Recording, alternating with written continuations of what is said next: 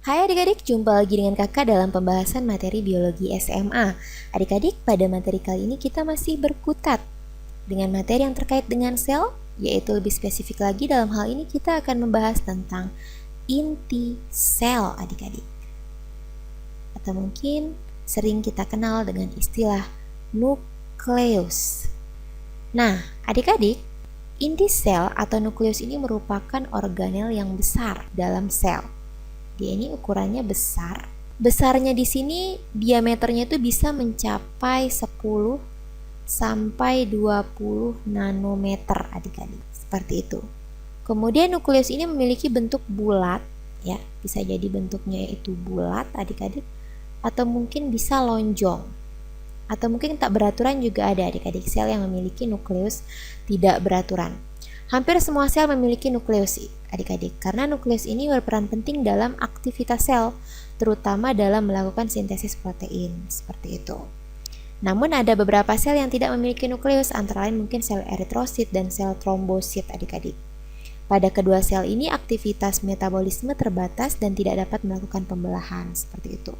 Biasanya adik-adik, setiap makhluk hidup itu hanya memiliki satu inti sel saja, ya.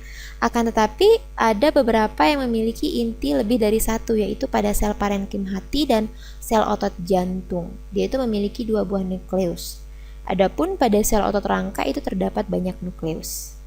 Nah, adik-adik, adapun bagian-bagian ya dari inti sel ini ya, itu kita akan bagi, namun sebelumnya kakak akan memperlihatkan sebuah gambar sehingga akan mempermudah kalian dalam memahami inti sel atau nukleus ini. Ya, seperti ini adik-adik.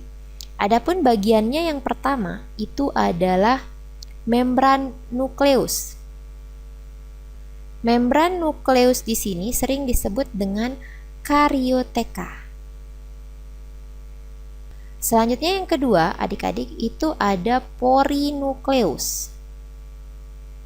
Selanjutnya yang ketiga, adik-adik, itu ada matriks di dalam nukleus, di mana matriks ini sering kita sebut dengan istilah nukleoplasma adik-adik.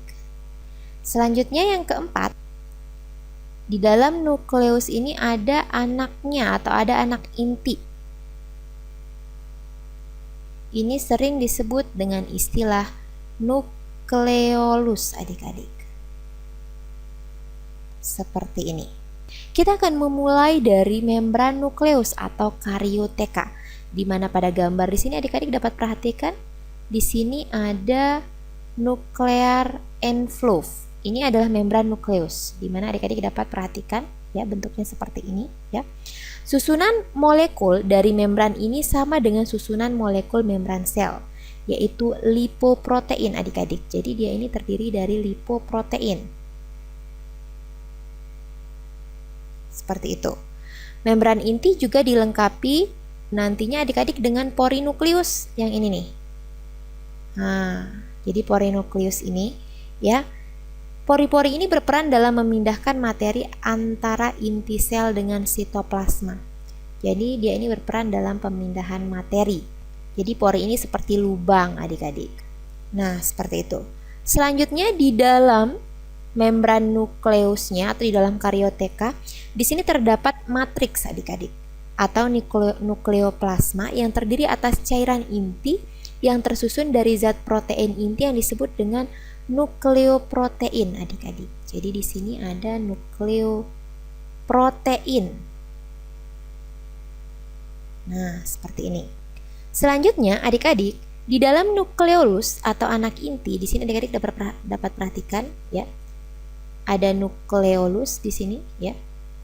Nah, di dalam nukleolus atau anak inti di sini banyak terkandung di sini ada kromosom, yaitu benang-benang halus DNA.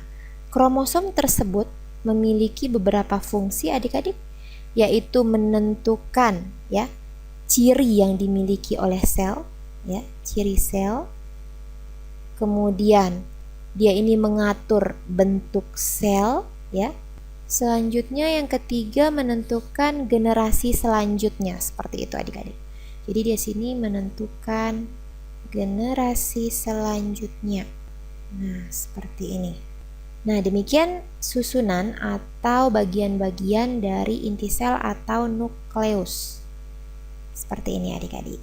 Oke adik-adik, semoga bermanfaat dan sampai jumpa pada konten selanjutnya.